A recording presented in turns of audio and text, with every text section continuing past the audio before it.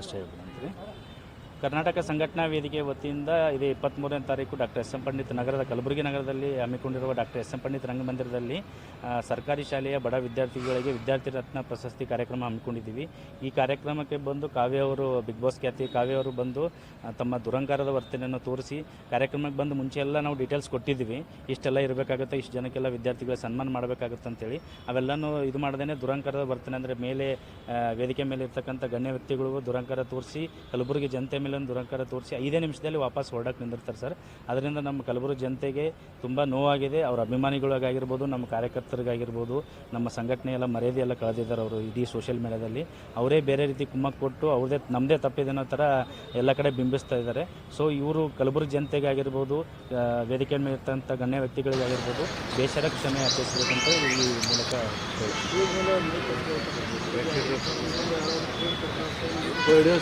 Sir. ಈಗ first ಅವರು frame mic ಕಸ್ಕೊಂಡಿದ್ರು ಅವ್ರ ಅಭಿಮಾನಿಗಳು, ಮೇಲ್ಗಡೆ ಎಲ್ಲ ಬಂದು ಬೌನ್ಸರ್ಸ್ ಇದ್ದರು, ಪೊಲೀಸರು ಇದ್ದರೂ ಕೂಡ ಅವ್ರಿಗೆಲ್ಲ ಹಿಂಗೆ ನೂಕಿಸಿ ಮೈಕ್ ಕಸ್ಕೊಳ್ಳೋಕೆ ಬರ್ತಾರೆ. ಅವರು ಹೊರಗಡೆ ಬಂದು ಮಾತಾಡೋ ಅಂತ ಹೇಳಕ್ಕೆ. ಅದಾದಮೇಲೆ ಇವರು ಇದೇನು ಫ್ರೇಮ್ ಕೊಟ್ಟಿದ್ದು ನಮ್ಮದು 4-5 ವಿಡಿಯೋಸ್ಗಳು ಇದೆ ಸರ್. ಫ್ರೇಮ್ ಕೂಡ ಇದೇ ಕಾರಲ್ಲಿದೆ, ಬಂದು ತೋರಿಸ್ತೀನಿ. ನೀನು ಆ್ಯಕ್ಚುಲಿ ಬೇರೆ ಪ್ರೆಸ್ ಮೀಟಲ್ಲೂ ತೋರಿಸಿದ್ದೀನಿ. ಫ್ರೇಮ್ ಕೂಡ ನಮ್ಮ ಕಾರಲ್ಲೇ ಇದೆ. ಅವ್ರು ಫ್ರೇಮ್ ಸಹಿತ ಬಿಟ್ಟು ಹೋಗಿಲ್ಲ. ಮೇಲ್ಗಡೆ ಫ್ರೇಮ್ ಎಲ್ಲ ಕೊಟ್ಟಿದ್ದೀವಿ. ಇಲ್ಲಿ ಒಬ್ಬರದ್ದು ಬಡ ವಿದ್ಯಾರ್ಥಿ ಸನ್ಮಾನ ನಡೆಯೋ ಟೈಮಲ್ಲಿ ಅವ್ರು ಒಬ್ಬರು ಸನ್ಮಾನನೂ ಮಾಡ್ದೇ ಬಡ ವಿದ್ಯಾರ್ಥಿಗಳ ಸನ್ಮಾನ ಮುಗಿಸ್ದೇ ವಾಪಸ್ ಹೋಗೋ ಕಾರಣಕ್ಕೆ ಫ್ರೇಮ್ ಮೇಲ್ಗಡೆ ಎಲ್ಲ ಅವರ ಅಭಿಮಾನಿಗಳು ಮೇಲ್ಗಡೆ ಬಂದಾಗ ಕಸ್ಕೊಳ್ಳೋ ಟೈಮಲ್ಲಿ ತೆಳ ಬಿದ್ದವಿನ ಯಾವುದೇ ರೀತಿ ನಾವು ಅವ್ರು ಕರೆಸಿ ಅವ್ರಿಗೆ ಖುಷಿಯಿಂದನೇ ಅವ್ರಿಗೆ ಕರೆಸ್ಬೇಕು, ಅವ್ರದ್ದು ಅಭಿಮಾನದಿಂದಲೇ ಕರೆಸ್ಬೇಕಂತಂದಾಗ ಅವರಿಗೆ ಅಭಿಮಾನದ ಹಾಳು ಮಾಡೋಕ್ಕೆ ನಮಗೆ ಇಷ್ಟ ಇಲ್ಲ ಸರ್. ಕಲಾವಿದರಂದ್ರೆ ಗಡಿನಾಡು ಕಲಾವಿದರಿಗೂ ಅದೇ ಕಾರ್ಯಕ್ರಮಕ್ಕೆ ರೇವಣ ಸಿದ್ದಪ್ಪ ಪುಲಾರಿ ಅಂತೇಳಿ ಅವರು 3000 ಹಾಡುಗಳ ಸರದಾರ, ಅವ್ರಿಗೆ ಕೂಡ ಸರಿಗಮ ಖ್ಯಾತಿಯ ಸರದಾರ, ಅವರಿಗೂ ಕೂಡ ಆ ಕಾರ್ಯಕ್ರಮ ಕರೆಸಿದ್ದೀವಿ. ಅಂದರೆ ಜೊತೆಗೆ ಎಲ್ಲರೂ ಮಾಡೋಣ, ಒಂದು ಮನೋರಂಜನೆ ಕಾರ್ಯಕ್ರಮ ಮಾಡೋಣ ಉದ್ದೇಶಕ್ಕೆ ಕರೆಸಿರ್ತೀವಿ. ಸುಮಾರು ಇಷ್ಟು ಕಾರ್ಯಕ್ರಮ 90 ಕಾರ್ಯಕ್ರಮ ಮಾಡಿದಾಗ ಈ ಆಗದೇ ಇರೋ ಘಟನೆ ಈ ರೀತಿ ಇವರಿಗಾಗಿದೆ ಅಂತ ತುಂಬ ದುರಂಕಾರದ ಮಾತುಗಳು, ತುಂಬ ದುರಂಕಾರದ ವ್ಯಕ್ತಿ ಅವರು ಅದಾರ. ಸೊ ಆಲ್ಮೋಸ್ಟ್ ಅವ್ರಿಗೇನದ ಅವ್ರ ಲೈಫ್ನಾಗ ಈ ರೀತಿ ಮಾಡಿದ್ರೆ ಅಂತ ಇಟ್ಕೋರೆ ಅವ್ರಿಗೆ ಮುಂದೆ ಉತ್ತರ ಕರ್ನಾಟಕದ ಯಾವುದೇ ರೀತಿ ಸಪೋರ್ಟ್ ಇರೋಂಗಿಲ್ಲ ಕಾವ್ಯ ಅವರಿಗೆ ಅಂತೇಳಿ ಈ ಮೂಲಕ ಬೇಜಾರಾಗಿರೋ ವಿಷಯ ಅದೇ.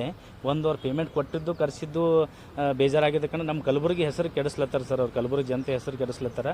ಸೊ ಅದೇ ಒಂದು ಉದ್ದೇಶ ಏನಂತಂದ್ರಲ್ಲ, ನಾವು ಕರೆಸಿದೆವು ಒಳ್ಳೇದಾಗಲಿ ಅಂತೇಳಿ ಕರೆಸಿದ್ದೆವು, ಅವ್ರ ಮ್ಯಾಗ ಅಭಿಮಾನದಿಂದ ಕರೆಸಿದ್ದೆವು. ಮುಂಚೆ ಎಲ್ಲ ಕರೆಸಿದವ್ರಿಗೂ ಯಾವುದೇ ರೀತಿ ನಮಗೆ ಅತಿರೇಕದ ವರ್ತನೆ ಅನಿಸಿರಲಿಲ್ಲ. ಅದೇ ಕಾರಣಕ್ಕೆ ಇವರಿಗೂ ಕರೆಸಿದ್ವಿ. ಇವ್ರು ಹಿಂಗೆ ಮಾಡ್ತಾರೆ ಅಂತ ಗೊತ್ತಿರಲಿಲ್ಲ ಸರ್. ಸೋಷಿಯಲ್ ಮೀಡಿಯಾದಲ್ಲಿ ಅವ್ರ ಅಭಿಮಾನಿಗಳೆಲ್ಲ ಆಗ್ತಾರೆ, ಕೈಲಾಗಲಿ ಅಂದ್ರೆ ಯಾಕೆ ಕರೆಸ್ತಾರೆ ಕಾರ್ಯಕ್ರಮ? ಕೈಲಾಗಿಲ್ಲ ಅಂತಂದ್ರೆ ನಾನು 90 ಕಾರ್ಯಕ್ರಮ ಮಾಡ್ತಿದ್ದಿಲ್ಲ ಸರ್. ಇವ್ರಿಗಿಂತ ದೊಡ್ಡವ್ರು ಕರೆಸಿದ್ವಿ. ಅಂದರೆ ಯಶ್ ಅವ್ರು ಬಂದಿದ್ದರು, ಬೆಳ್ಳಿತಾರೆ ಯಶ್ ಅವ್ರು ಬಂದಿದ್ದರು, ಮತ್ತು ಇವ್ರು ಪ್ರಜ್ವಲ್ ದೇವರಾಜ್ ಬಂದಿದ್ದರು, ಗಣೇಶ್ ಅವ್ರು ಬಂದಿದ್ದರು, ರಾಜೇಶ್ ಕೃಷ್ಣನ್, ವಿಜಯ್ ಪ್ರಕಾಶ್, ಸುಮಾರು ಹೇಳ್ತಾ ಹೋದರೆ ಸುಮಾರು ಹೆಸರುಗಳಿದೆ. ಅವ್ರಿಗೆಲ್ಲ ಕರೆಸಿ ಕಾರ್ಯಕ್ರಮ ಮಾಡಿ ಹ್ಯಾಂಡಲ್ ಮಾಡಿದ್ದೀನಿ ಅಂತಂದರೆ ಇವ್ರಿಗೆ ಕರೆಸಿ ಹ್ಯಾಂಡಲ್ ಮಾಡೋಂಥ ಕೆಪಾಸಿಟಿ ನನ್ನ ಬಳಿ ಅದ. ಈವನ್ ಬೌನ್ಸರ್ಸ್ ಇದ್ದರು, ನಮ್ಮ ಟೀಮ್ ಇತ್ತು, ಪೊಲೀಸ್ ಪರ್ಮಿಷನ್ ಇತ್ತು, ಎಲ್ಲ ಇದ್ದರೂ ಕೂಡ ಕೆಲ ಅಭಿಮಾನಿಗಳಿಂದನೇ ಈ ಥರ ಆಗಿದೆ ಸರ್. ಅದಕ್ಕೆ ಬೇಸರವಾಗಿಯೇ ಅವರು ಅಭಿಮಾನಿಗಳಿಂದ ಅಲ್ಲಿಂದ ಕಾರ್ಯಕ್ರಮದಿಂದ ಹೊರಗಡೆ ಹೋಗಿದ್ದು ಸರ್. ಅವ್ರ ಮುಂದೆ ಏನಿಲ್ಲ ಮೇಡಮ್ ಸರ್, ಅವರು ನಮಗೇನಾದ ಕ್ಷಮೆ ಯಾಚಿಸಬೇಕು. ಕಲಬುರಗಿ ಜನತೆಗೆ ಸ್ಪೆಷಲಿ ಇಲ್ಲಿ ವೇದಿಕೆ ಮೇಲೆ ಇರ್ತಕ್ಕಂಥ ಗಣ್ಯ ವ್ಯಕ್ತಿಗಳು ಎಷ್ಟೇ ರಿಕ್ವೆಸ್ಟ್ ಮಾಡಿದ್ರು ಕೂಡ ನಿಂದಿರಲಿಲ್ಲ. ಅವರಿಗೆ ಮತ್ತು ಕಲಬುರಗಿ ಜನತೆಗೆ ಕ್ಷಮೆ ಯಾಚನೆ